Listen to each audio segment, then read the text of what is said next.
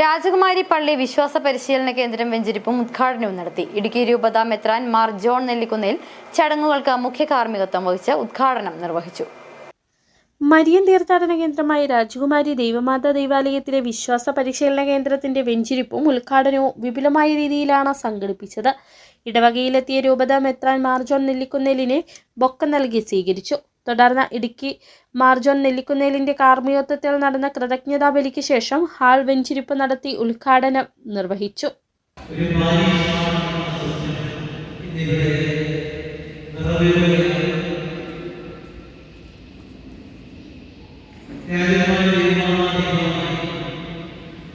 ഈ പ്രദേശത്തെ ഏറ്റവും അതുപോലെ തന്നെ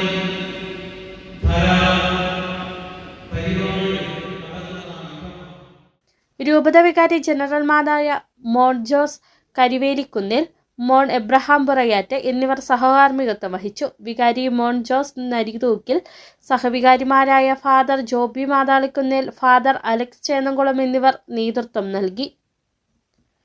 സിറ്റി വിഷൻ, രാജകുമാരി.